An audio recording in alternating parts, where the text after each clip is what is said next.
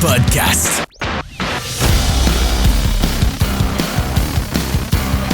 Épisode 28, bienvenue à un autre épisode du podcast Radar. Content de vous retrouver encore une fois cette semaine en compagnie d'Olivier Paiement. Hey! Hey! Check ça. Tu vois mon bras, là? Ouais, qu'est-ce qu'il y a par rapport aux Islanders encore? Non, ça, c'est la fièvre des séries, là, qui me fait vibrer le poil, là. Ah, barnouche. Ça part bien. C'est une bonne humeur. Je sais même pas si c'était dans le cadre en ce moment. Non, t'es zéro dans le cadre. Comme ça. C'est ça qui est le fun de Hugo, ça va? Ça va bien, les gars, vous autres? Oui, ça va super bien. Sir. C'est vrai, par contre, que la fièvre des séries est bel et bien installée. C'est fou à quel point, quand le Canadien participe aux éliminatoires, ça amène un niveau d'excitation supplémentaire. Moi, j'adore les séries, peu importe. Ah oui. Là. Mais quand le Canadien est de la partie, puis en plus compétitif, contrairement à l'année passée, c'est tellement le fun. Il y a un buzz présentement dans Ben le oui. Puis, tu sais, nous, on est des nerds. On est un peu fuckés, là. Tu sais, on regarde toutes les games, peu importe que le Canadien soit bon ou mauvais, là. Ouais. Mais tu réalises à quel point ça prend un autre niveau quand ils sont en série, que tout le monde écoute le Canadien. Là. Des gens branchés, qui étaient comme... Je savais même pas que tu pouvais me nommer un joueur de hockey, puis là, ils te posent des questions sur le Canadien, puis ci, puis ça, puis ça rend ça vraiment le fun. Là. Les bars sont pleins en ville. Il y a vraiment une énergie qui est imbattable. Puis écoute, là, au moment où on enregistre, on a joué 2 games. Là. Sur la route. Sur la route. On n'est même pas à plus, Montréal là. encore. Hey, Imaginez dans un Ça va être contexte où t'as l'enfer. plusieurs rondes, puis ci, puis ça. Ça va être écœurant. Demain, il va y avoir un buzz. Ça va être incroyable. ça va être J'ai stupide. vu que le Canadien, cette année, pour les parties extérieures, ça prend un billet. Avez-vous vu ça? Ça prend un Pour, billet. la cour, ouais. Il est gratuit, mais en tout cas, il y avait une quantité limitée, ça prenait des billets. Puis là, il y a des gens qui se sont mis à les revendre. Mais ça, c'est Pour genre 100, poche. 150 piastres. Ça n'a aucun Come sens. on, Ça n'a aucun sens. Non, Come on. écoute. Mais pourquoi, à la base, le Canadien demande des billets pour ça? Bah, j'imagine peut-être pour contrôler le nombre d'entrées, mais rendu là, tu peux juste dire premier arrivé, premier servi, puis tu comptes le monde. Ouais, moi aussi. Bah ouais, je sais pas à quel c'est ça point avant. il y a du staff. L'affaire, c'est qu'on se souvient en 2021, il y a des chars de police qui ont flippé. Là. Fait que probablement qu'ils veulent mais pas ça. 2021, là. c'était même pas un watch party, c'était genre on regarde à travers la fenêtre de la cage au sport. Ouais. Toi, t'étais là, hein? Après. Après, Moi, OK. moi j'étais T'es arrivé allé par la rejoindre. suite. J'étais allé rejoindre. Pour faire du graveux. Non. Toi, tu t'es dit, Non, opportunité en or. juste profiter du moment, vivre ça ensemble. Moi, je travaillais, j'avais des amis qui écoutaient ça dans un bar, là, on a juste convergé vers le centre-ville. Puis Mais c'est vrai que moi, j'y étais pas. Là. Moi, je travaillais, j'étais à TVA Sport à l'époque, puis il y a des gens que je connais qui étaient sur place et il y avait vraiment comme une vague de réaction.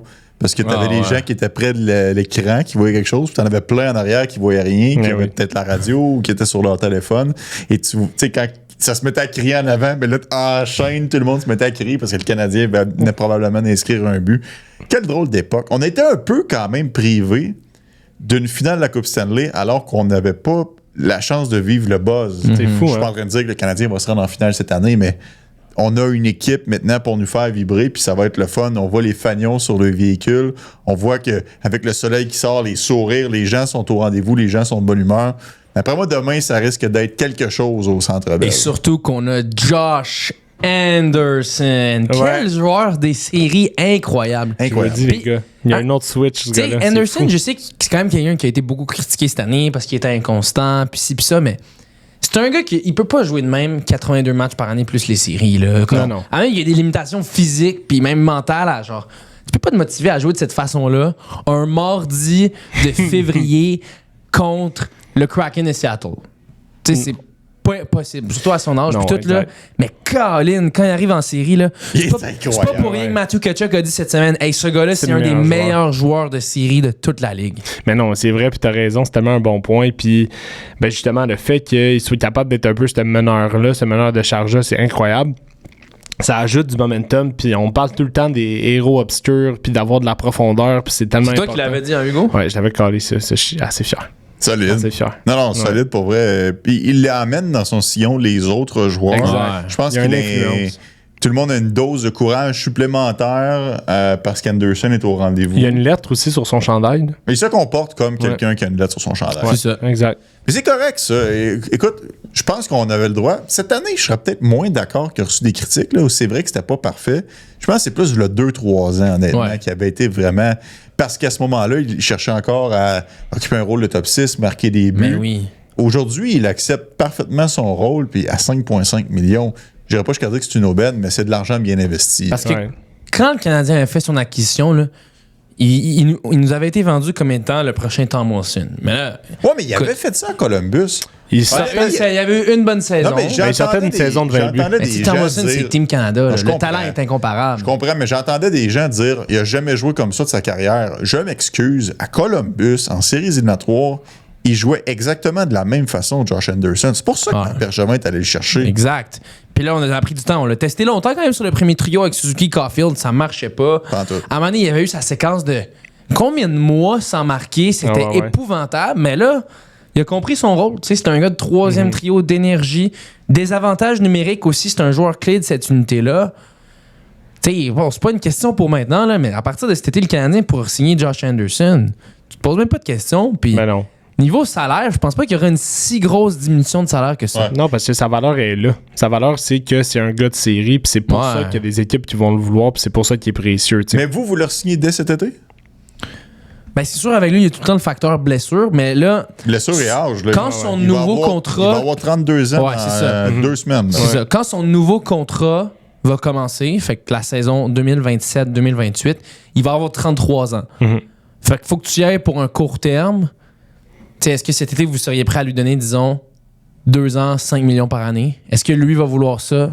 Je le sais pas. Je vois pas pourquoi il voudrait aller ailleurs. Il a quand même son nom a circulé abondamment dans les rumeurs de transactions au cours des années. Je fais partie de ceux qui disaient on devrait écouter pour lui parce que le trouvait perdu. Puis à ce moment-là, on l'identifiait comme un marqueur et finalement, il a changé son fusil d'épaule.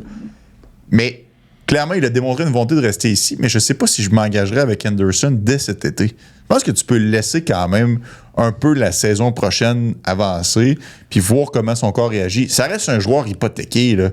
Oui. En ce moment, il est incroyable et hallucinant, mais tu veux pas non plus avoir un autre mauvais contrat. Tu es en train de t'en sortir de ces joueurs-là. Mais mettre la masse 5 millions, ça ferait pas mal. Puis je pense que où il est rendu aussi dans sa carrière, je pense qu'il veut, un peu comme Mike Matheson, tu veux rester à une place où tu es établi, que tu es dans la t'as la confiance des partisans de la direction et tout. Que ça, moi, je verrais pas un petit 5 millions 2 ans, comment ça pourrait faire mal. Mais oui, t'es pas fou. Tu sois prêt à prendre ce risque-là. Là. C'est vrai que il a ses épaules et tout.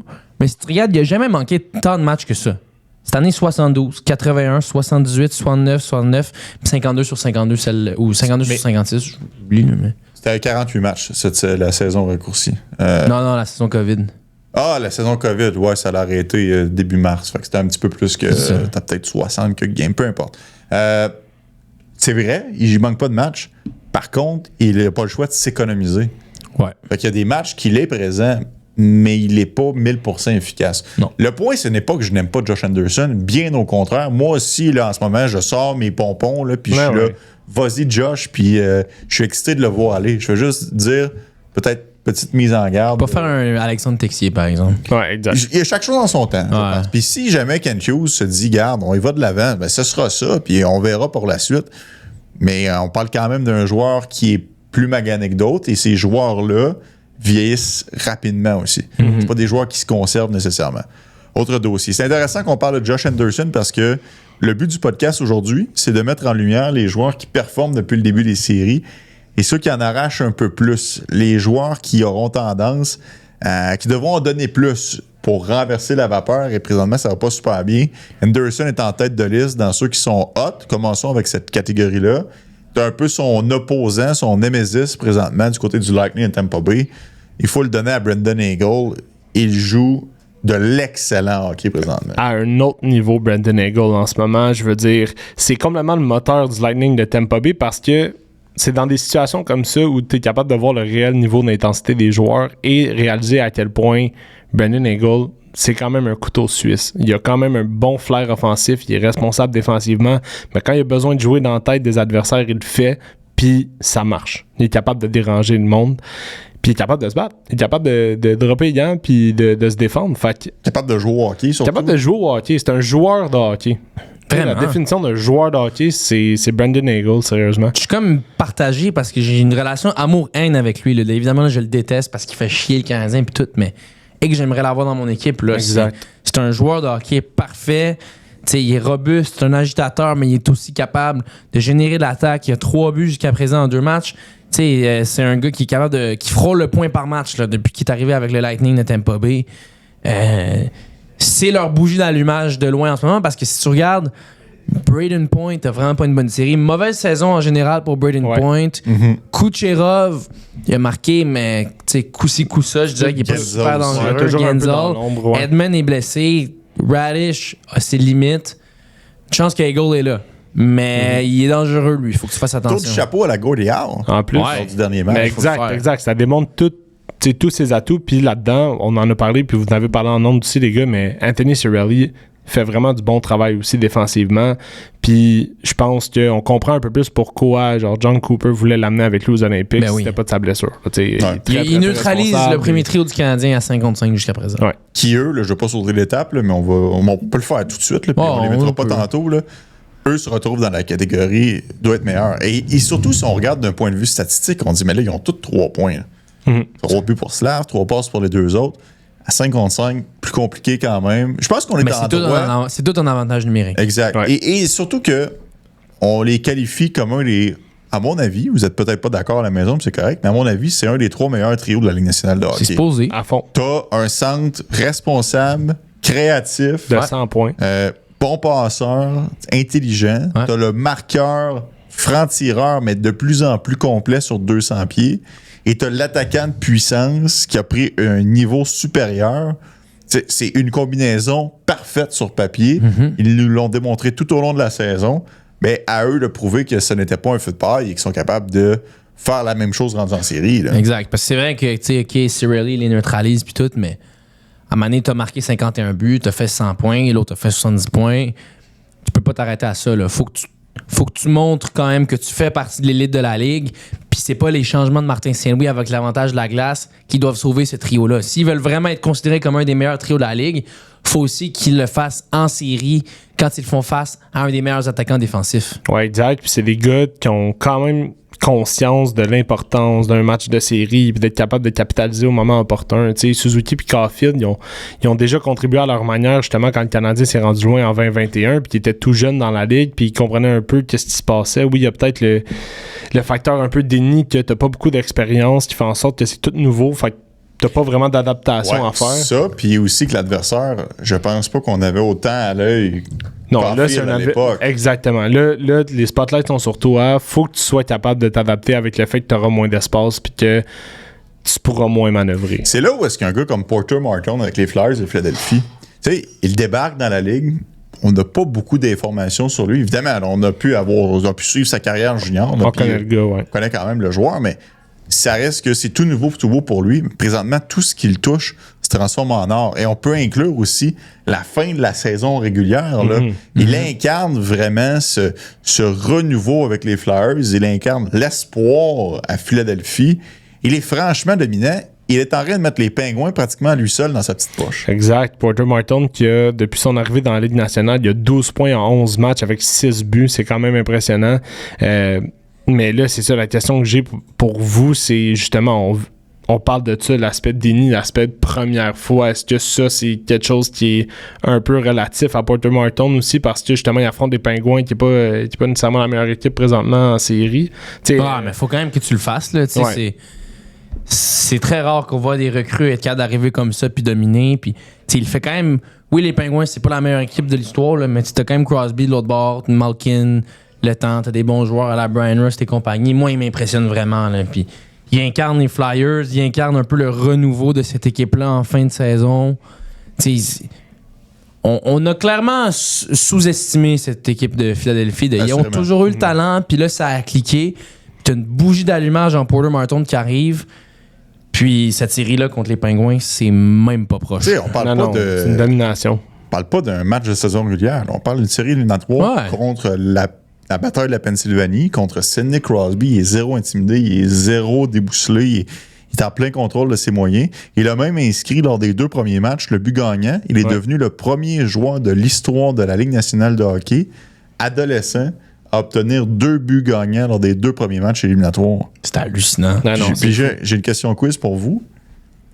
Il y a d'autres adolescents qui ont réussi à marquer, pas nécessairement le but gagnant, mais qui ont réussi à marquer lors de leurs 2 premiers matchs éliminatoires. On cherche des adolescents ici. Il y en a 4 en bas de 20 ans. Depuis 2000. Seriez-vous capable de me nommer les 4 joueurs depuis 2000, moins de 20 ans, qui ont marqué à leurs 2 premiers matchs éliminatoires. Sidney Crosby. Sidney Crosby, c'est bon. Joe Thornton doit être là. Ah non, mais non, Joe Thornton était plus vieux. Joe Thornton était jeune aussi, mais il l'a pas fait. Ah, ok, Thornton a réussi à marquer 2 buts gagnants consécutifs, mais ils sont survenus plus tard dans les séries. Fait que c'est pour ça qu'ils rentrent pas dans la catégorie. Est-ce que... Patrick Kane. Ouais, ça j'allais dire. Non, c'est pas Patrick Kane. OK. Coéquipier de Crosby? Malkin. Malkin. Non. Jordan Stahl. Jordan Stahl. Oh, Jordan Stahl, très bon. Ouais, Jordan Stahl, c'est bon. Fait que là, il nous en manque 2. Ouais. Nathan McKinnon. Non. Attends une minute. Hey, c'est tough. Pardon. Ouais, c'est là. Attends. Moi, j'en ai nommé un on the spot tout de suite. Ah ouais? Austin Matthews. Non. Non. C'est bon, ça. C'est survenu dans la bulle. Dans la... Jesperi Kotkaniemi. Oui, Aïe, monsieur. aïe. Oui, monsieur. Il avait été bon à contre les 18 ans, Pingouins, genre. justement, en plus. Ouais. Puis il avait aussi été très bon à son arrivée dans la série contre Ouais. les Maple Leafs. Ouais. On se souvient tous du fameux camp. 4. Puis là, il joue même plus pour les Vikings. Ah non. Il est pourri. Nul, Ah ouais. nul. OK. Et le dernier a aussi un lien avec le Canadien de Montréal. Pas Alex Galchenyuk. Non. Je sais pas. Non, On n'est pas loin de la réponse avec Austin Matthews. Patrick OK. Laine. Ah ouais, Patrick Laine. OK. Exact. OK. Crosby, Stahl, Kotkaniemi et Laine sont Très les fort, 4 Ali. adolescents qui ont réussi à marquer à leurs des 2 premiers matchs de leur série respective. Quand même. OK. Est-ce Quand même. que pour vous, et j'ai une question parce que là, Sidney Crosby, depuis qu'il a gagné une Coupe Stanley, il a gagné une seule ronde des séries. C'était l'année juste après sa Coupe, avec 2017-2018. La ronde de série, parce que la Coupe, c'est 2017. C'est ça, il a gagné une ronde des séries depuis ça. 2017, ouais, Cette année, ça se peut qu'il se fasse balayer. 2017-2018, ça commence à faire longtemps. Là. Je pense qu'il n'a pas gagné une seule ronde des séries depuis qu'il a 30 ans. Est-ce que pour vous, ça affecte son héritage, sa réputation? Ben non, pas du zéro tout. bonne barre. Pas du Qu'il n'ait rien fait en série passé l'âge de 30 ans. Non, non, Que absolument. tout son succès soit arrivé dans la vingtaine. Non, zéro pin barre. Moi, je non pense plus. que ça en dit plus long sur la construction des Penguins de Pittsburgh que sur Sidney Crosby. Exact. Au final, il faut être conscient. Quand Crosby avait ses grosses années, les Penguins ne repêchaient jamais en première ronde. Jamais. Ouais. Parce qu'on échangeait toujours ces joueurs-là. Ben, à un moment donné, ça te rattrape, ça. Tu peux pas avoir une équipe qui reste performante si tu n'arrives pas à rentrer du talent plus jeune dans ton organisation. Exact. Tu sais, aujourd'hui, le Canadien, on a des problèmes de masse salariale, puis on est serré, puis on est tous au courant que l'année, puis c'était compliqué, puis il a fallu changer Price. Lane Hudson est sur son contrat recru. Ivan Demidov est sur son contrat recru. Dobesch, Kapanen. Hey, je veux dire, même Bolduc, je pense qu'il est sur son contrat recru. Ouais, parce que c'est sa Il va deuxième année. signer. C'est sa deuxième Fait que, t'as pas le choix d'avoir un influx de talent qui arrive, qui coûte moins d'1 million, mais qui est quand même capable de contribuer. Les Pingouins, eux, ben, quand tu échanges constamment tes premiers choix pour aller chercher des Marian Assa ou je pense que c'est Jason Zucker ou James Neal, des James Neal, ben, Jeff Carter. tu te retrouves que t'as pas ces jeunes-là qui sont capables d'intégrer ta formation puis de demander ben, ton équipe à payer du nez. Ben, Les Penguins sont vraiment chanceux d'avoir eu Crosby et Lemieux parce que avant Lemieux, il était atroce. Lemieux arrive, il gagne des coupes, mais même là, ils ont failli déménager. Ils ont dû lui donner des parts. C'est aux 20 ans.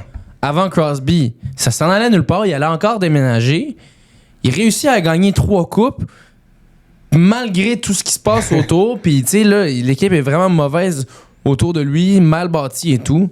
Ça montre à quel point ce gars-là, c'est quand même incroyable ce qu'il a accompli dans sa carrière. Regarde, Ouais. permettez-moi justement d'illustrer un peu ce que je veux dire. Depuis justement que Crosby a eu la chance de se rendre en finale en 2008 et de la gagner en 2009. OK?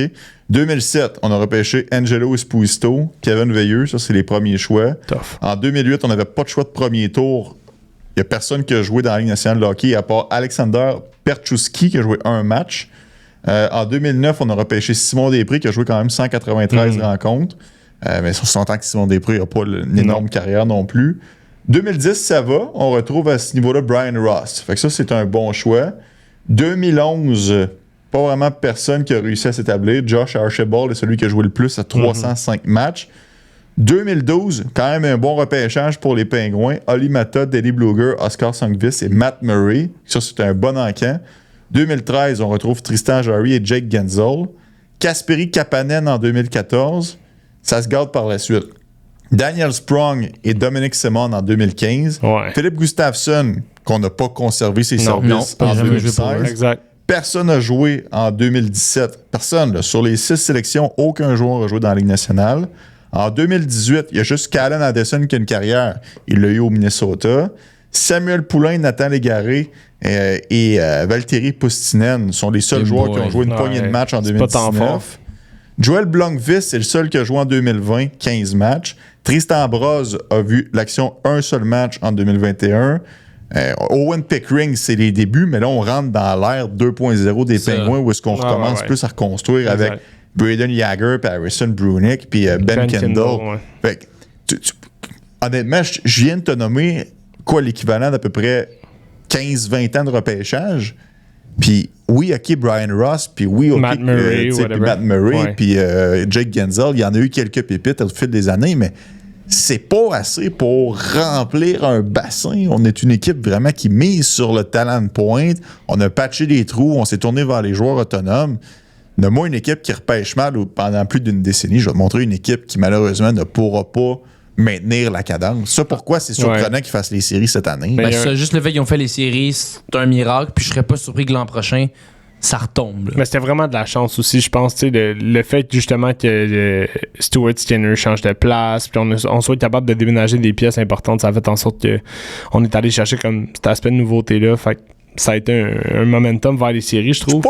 Ça m'agace un peu que tu dises de la chance. Ouais. Je serais pas prêt à dire que c'est de la chance. Ils l'ont pas volé. Je pense qu'ils ont été motivés toute la saison, justement parce que les partisans, les analystes, à l'unisson disaient sont pourris puis ils sont voués à l'échec. Puis je pense qu'à l'intérieur du vestiaire, des leaders comme Crosby, Malkin, Le Temps, Carlson se sont dit « Hey, on est capable de jouer. » Je pense plus qu'on est à bout de ressources. Puis non, mais jamais j'allais questionner, mettons, le groupe de leaders plus que on a échangé Tristan Jarry que ça allait vraiment mal pour un gardien qui allait pas mieux à Edmonton, puis on y a retrouvé du succès. Ça l'a aidé là-dedans. La transaction a bien tourné. C'est plus là-dessus que je parle, puis les aspects que tu as pu aller chercher pour Brett Kulak au Colorado, ça aussi, là, il y a eu de la gestion là-dedans, je suis conscient de ça, mais il y a quand même des scénarios où est-ce qu'on pensait que Ben Kendall allait avoir une effervescence à 18 ans comme ça? Non. Non. Il y a des affaires qui se sont bien passées. Richard Raquel qui a eu une excellente fin de saison aussi. Manta, on s'attendait pas à 65 points, 30 buts de Manta non plus. Là. Fait que, non, jamais je vais questionner le groupe de leaders à Pittsburgh. Je suis 100% d'accord avec toi. Crosby fait partie de la catégorie doivent en donner plus. Ouais. Ça, c'est sûr. Depuis le début de la série. Je sais pas s'il traîne quelque chose, mais... Depuis les Olympiques, peut-être. Ouais, il s'est peut-être jamais remis de cette blessure. Ouais. Peut-être. Tu sais, hier, en avoir à bas plongeon, là, disons qu'il a fait, ça a comme été un peu l'élément déclencheur de la remontée des Flyers puis tout. Pas sa meilleure série. Non, effectivement. C'est sûr. Ça, faut te le donner. Il joue pas son meilleur hockey en série, mais de là à dire que ça ternit sa réputation. Non, c'était une question. Non, mais c'est correct. Si t'as pas ton opinion, tu t'amènes le point, on répond. C'est bien correct. Autre joueur, je pense, messieurs, qui est très solide. En fait, un trio de gardiens, on dit comme ça. Les deux de la série Hurricane Senator, les deux ont alloué de très mauvais buts. Ouais. Il y a eu de pas pires zézettes, mais en contrepartie, il y a eu des arrêts spectaculaires. Exact. C'est une série époustouflante. Les Sénateurs tirent de l'arrière 2-0 dans la controverse complète du but refusé pour accorder pénalité. Mais quand même, quelle série c'est, et notamment grâce au travail de Frédéric Anderson et de Linus Ullmark. Ouais, il faut le souligner, les gars, ils étaient là. Puis si jamais vous avez eu comme des questionnements par rapport à l'utilisation des gardiens de but en Caroline, je pense que quand même Rod Brind'Amour s'enlignait vers Frédéric Anderson en série. L'année passée, il avait été bon aussi. Il est quand même capable d'être shutdown, puis il est capable de faire sentir sa présence. C'est juste plate qu'il n'est pas capable de rester en santé. Puis surtout avec la performance de Bossy à la fin de l'année. C'est ça. S'il avait continué sur sa lancée incroyable, ça aurait été lui, mais à un moment donné, il est un peu retourné à la normale. Ouais. Ça a facilité, mettons, la transition puis la décision de Brind'Amour. Puis il faut leur donner les Hurricanes. C'est tout un club. Là. Ouais. Tu sais, on tombe facilement dans la narrative de ils sont pas bons, puis ils sont plates, puis si, puis c'est pas qu'ils sont pas bons, c'est juste qu'ils sont pas sexy à regarder. Ouais. C'est ça. Mais il y a des joueurs qui ont du chien. gagne des rondes à chaque année. Là. Tu sais, avoir un Logan Stankoven dans ton alignement en série, c'est le fun. Des Jackson Blake, c'est le fun. Je suis tombé sur une stats. C'est la 6e année de suite que les Hurricanes mènent 2-0 dans leur série de premier tour. Non, c'est ça. Quand même. Ça prend une certaine constance pour faire ça, puis il y a beaucoup de crédit qui revient à Rod Brindamour. C'est un des 5 meilleurs coachs de la Ligue, il n'y a pas de doute là-dessus. Puis, tu sais, peut-être qu'à un moment donné, ça va débloquer, là, puis peut-être que c'est leur année, les Hurricanes, que... Ouais, Le chemin est plus facile. Le chemin est un peu plus facile. T'arrives en finale de l'Est, l'adversaire, peut-être qu'il va sortir de l'Atlantique, il est plus fatigué, puis même là, t'en profites, tu te ranges jusqu'en finale. Les Hurricanes, c'est la meilleure équipe qu'on parle jamais. Oui, on s'entend. C'est vrai. Ouais. Il y a Tony Marcotte qui les a pris comme gagnant de la Coupe. Exact. Ça m'a surpris, mais... Les Sénateurs n'ont pas dit leur dernier mot, il faut le dire, parce que là, ils reviennent à la maison. Puis Ullmark, s'il joue de cette façon-là, ça va être difficile de les battre, mais il faut qu'ils marquent plus de buts. Ouais, c'est ça. Mais on dirait que c'est ça. Il y a un facteur d'intensité quand même intéressant à Ottawa. Il y a des joueurs qui sont capables d'être physiques puis de profiter de leur taille et de leur grosseur. On dirait qu'ils sont pas qu'ils sont gênés, mais ça va vite pour eux. On dirait que les Hurricanes sont arrivés avec leur système de jeu d'échecs avant, qui sont constamment après la rondelle, qui ont tout le temps de l'énergie. On dirait qu'ils sont tellement étourdis par ce qui se passe qu'il n'y a pas de contribution. Ouais. C'est vrai qu'ils sont étouffés. Cela dit, Brady Tkachuk, je comprends là, que tu es un leader émotif, là, mais des mauvaises punitions qui mènent directement à des buts. Là. Ouais, puis ouvrir la série avec une bataille, c'est la première mise au jeu aussi. Là. En tout cas, je trouvais ça bizarre, ça. Ben écoute, ça donne un show. C'est du grand Brady Tkachuk. C'est un showman. Lui, je pense que ça le met dans le match, puis c'est correct. Là. Mais quand il est allé donner un coup derrière la tête de Sébastien Aho, puis ça permet à Stankoven de marquer, tu sais, tu t'aides pas, là. Non. Ils ont besoin de toi. Tu peux pas.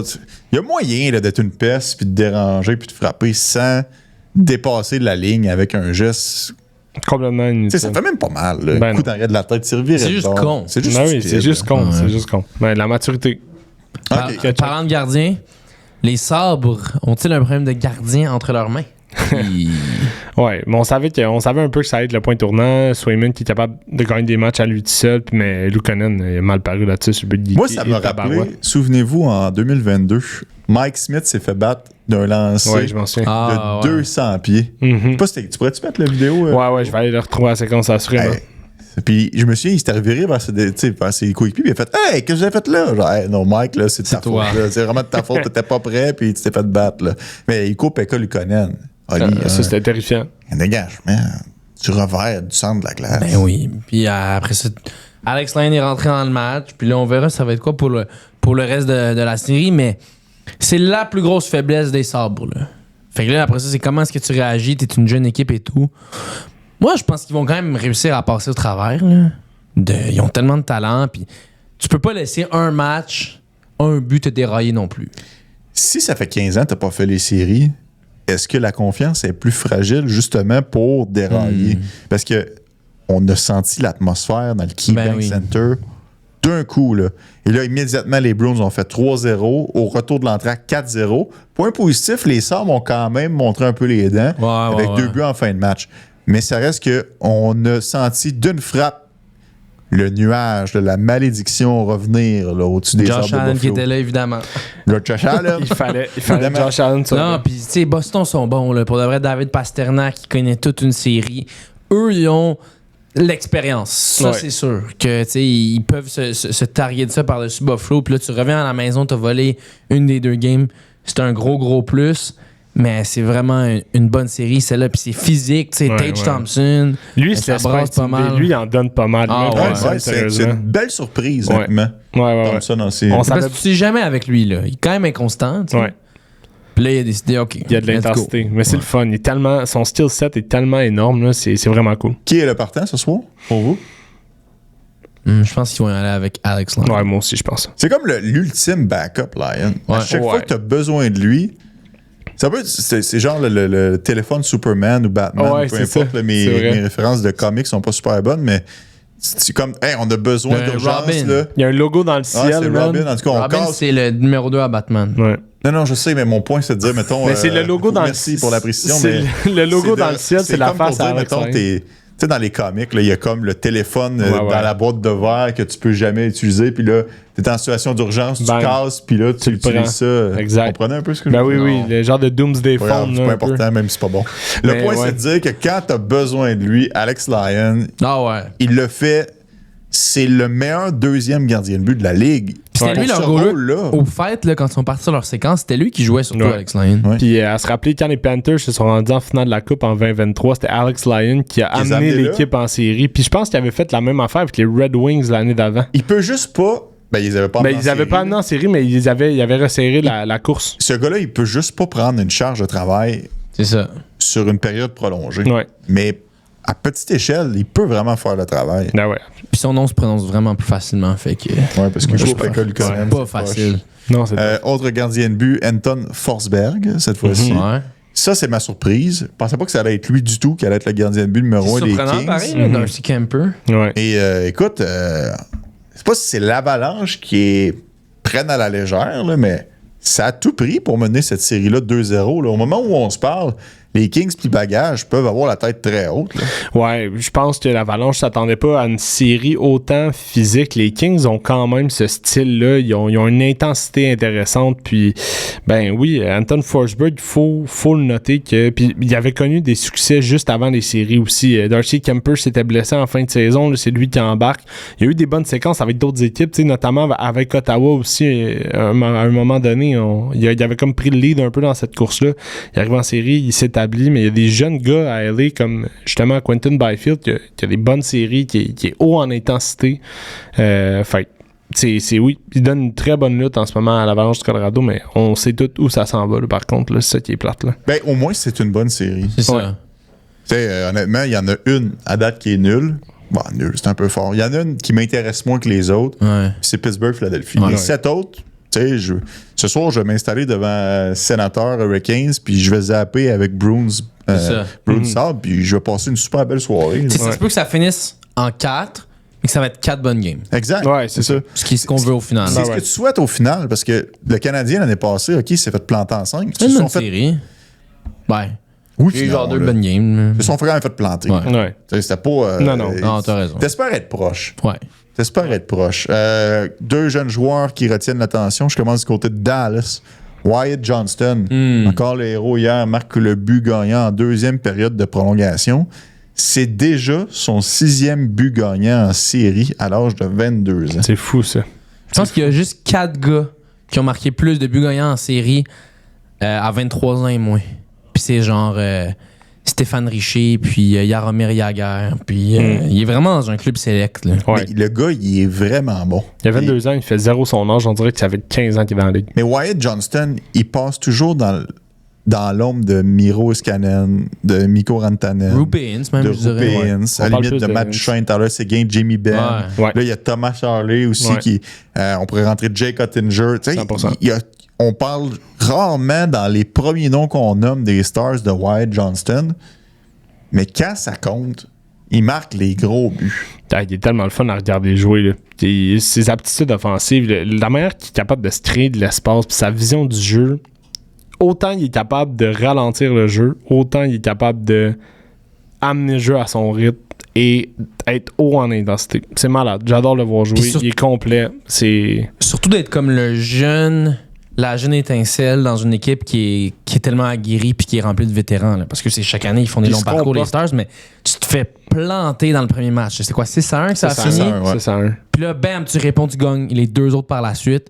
Puis là, ça shake le Wild, ça. Mhm. Tu sais, les Stars, là, ils ont pas beaucoup de failles. Ils ont tellement d'expérience rendue en série. Moi, je les aime vraiment beaucoup. Ouais, puis t'as Rupe Hintz qui est blessé en ce moment. Là. En plus, là, Quand lui va s'ajouter à tout ça, ça serait intéressant. Wyatt Johnston, c'est pas pour rien qu'il était dans les conversations pour l'équipe canadienne aux Olympiques. mais oui. Il n'a pas été choisi. Il aurait Mais j'aurais Ça tendance sent à mettre bien, un petit 2$, moi, que C'est sûr que ça s'en vient. prochains Jeux Olympiques, il y Coupe du sera. monde, là. même, je dirais. Pas impossible. Ouais, effectivement. ça, On va avoir 24 ans. Pas impossible. 25, Il y aura quand même des marchands, des Stones, Oui, tu sais, des joueurs un peu plus vieux qui C'est vont laisser leur place. Ça pourrait être un sérieux candidat. Évidemment, il y en a d'autres, là. Connor Bedard en tête de liste, mais assurément, il sera considéré. On n'a pas encore eu la chance de le voir évoluer à la maison. J'ai vraiment hâte de voir l'affrontement entre les Golden Knights et le Mammouth à Utah. Je pense Ça va que être quoi l'ambiance à Utah? Ça vraiment? va- ça va être Je pense que ça va être électrisant. Pensez? Ouais. je suis sûr que oui. Le Mammoth a mis une vidéo sur leur page Instagram récemment, puis c'est juste Ryan Smith qui se pointait à l'aréna pour faire le visionnement de la partie. Puis Puis il y avait déjà comme une ligne folle de partisans qui criaient son nom, qui voulaient des autographes. Ouais. Ça a l'air déchaîné. Je suis sûr que ça va être incroyable. Ça sera peut-être pas au même niveau que les Sables de Buffalo ou évidemment le Canadien de Montréal, mais t'as quand même cette frénésie-là d'un nouveau marché, de participer aux séries pour la première fois. Et c'est un dans la série. Non, tu te fais pas déclasser. Là, non. Puis c'est comme l'expérience contre la jeunesse aussi. Là, t'as Logan Cooley, Dylan Gunter d'un bord contre les bons vieux Golden Knights. Ils sont en train de les chauffer quand même. Là. D'aller chercher ce match 2-là à Vegas, évidemment, c'est pas facile. On verra comment ils répondent par la suite. Là. Mais, tu sais, pour Utah, t'as rien à perdre dans ce parcours-là. Non, tu peux pas demander mieux que c'est un peu la même chose que l'année passée, le Canadien, au final. Ouais, tu prends l'expérience, puis c'est cool d'être là, puis tu vas apprendre au pire. Là. Ouais. Puis si tu te rends plus loin, c'est du bonus. C'est juste le fun. Ouais. Je serais surpris qu'ils battent quand même Vegas, là, qu'ils les éliminent. Ouais, c'est ça. Moi aussi, je serais surpris, mais c'est pas impossible. Non. Mais Carter Hart est vraiment impressionnant devant le filet. Ouais. Tu sais, il a réglé les questions qu'on avait à l'endroit des gardiens de but des Golden Knights. Tu sais, t'en as un qui a pris la pole et qui a décidé de courir avec. Puis ça, c'est tant mieux pour Carter Hart. Mais c'est une belle série. Puis je pense qu'André Tourigny et sa gang n'ont pas dit leur dernier mot. C'est pas terminé. Puis Logan Cooley il marque des gros buts. Il fait partie. Pour un petit joueur, il y a quand même, tu sais, il y a de l'air. Il y a du chien, Logan Ben Cooley. Ben oui. C'est pas quelqu'un qui s'efface nécessairement rendu en série. Fait que, Pas du tout. elle est bonne celle-là. Le meilleur joueur de la planète, Connor McDavid, blanchi lors des 2 premiers matchs. Pas grand monde qui avait ça sur sa carte de bingo. Là. Là, je pense qu'ils sont quoi 1-12-3 genre cette Je pense année que c'est 1-13-2. 1-13-2. Quand McDavid récolte pas de points. Ben, c'est Au moins dans le premier match, ils ont été capables d'aller chercher la victoire. Le 1 du Ouais, le 1-13-2. 1, Exactement. Là, ça blesse. Tu sais, il s'est blessé à la jambe, il a quand même joué genre 24 minutes dans le game. Ouais, puis c'était drôle comment ça aboutit. Mais c'est pas bon pour les Oilers, ça. Là. C'est le monstre à 2 têtes. T'as besoin des 2 têtes du monstre pour gagner en série. Exact. Ben, surtout McDavid. Oui. Si tu me donnes le choix entre les deux, on l'a vu aller Draisaitl aux Jeux Olympiques, puis ça faisait pas son affaire, puis on le voyait babouiner, puis c'était pas facile. McDavid, on l'a vu aller aux Olympiques, ça fonctionnait pas pour le Canada, mais il y avait une constance. Le 97, il se présentait à tous les matchs. Exact. Si tu me donnes le choix entre les deux, que tu peux en avoir juste un, parce que c'est la réalité. Draisaitl vient de revenir de blessure, puis là, est-ce que McDavid va être diminué? Moi, je vais prendre le 97 en santé, c'est sûr. Là. C'est sûr et certain. T'sais, on dirait vraiment qu'il y a une vitesse de moins présentement, puis ça l'affecte tout le groupe. Ben, il a fait un très mauvais revirement hier. Ah ouais, c'est épouvantable ça. Mais honnêtement, ça reste que McDavid à, disons, 75%, c'est mieux que à peu près n'importe quoi d'autre sur la planète. C'est sûr, Ouais. mais McDavid à 75%, ça sort pas les équipes de la centrale. Non. Non. C'est pas Zach Quand même, Hyman. une chance qu'ils affrontent les Ducks. Oui, qui est une équipe, puis ça, c'est le même discours qui revient pour pas mal de formations, mais les Beckett Seneca, les Leo Carlson, les Jackson Lacombe, C'est les nouveau. Mason McTavish, sont juste contents de prendre de l'expérience. Les Cutter Gauthier sont Ouais. juste contents de prendre de l'expérience. Quand au Gauthier final. qui a marqué un but important, là, c'est le fun de voir ce groupe-là aussi. Là, parenthèse sur les Ducks, là, mais j'ai trouvé cool. Une équipe qui mérite ça aussi, là, qui ont travaillé fort quand même. Ils avec apprennent le à groupe. gagner en ce moment, les Ducks. Là. Ouais, oui. Tu perds absolument aucun stress. Tu viens de perdre contre les doubles finalistes de la Coupe. Exact. C'est quand même pas si pire. Mais honnêtement, avec Dostal devant le filet, C'est un bon gardien. McDavid Lui, il est diminué, capable de sauver un match. Il est capable de voler un match complètement au Lucas Dostal. Ouais, tandis que les Oilers n'ont pas ça. Là. Même Connor Ingram, c'est moins mauvais qu'on le pensait, mais pareil, là, Ouais. il est pas incroyable. Non, vraiment pas incroyable. Bon, ça fait le tour un peu des joueurs qui retiennent notre attention depuis le début des séries. On s'est amusé avec ça aujourd'hui. On verra dans quelle direction qu'on va aller la semaine prochaine. On espère que vous avez apprécié le podcast à la maison. Merci, Ali. Merci. Merci, Hugo. Yes, sir. On se donne rendez-vous dans 7 jours pour un autre épisode de Radar.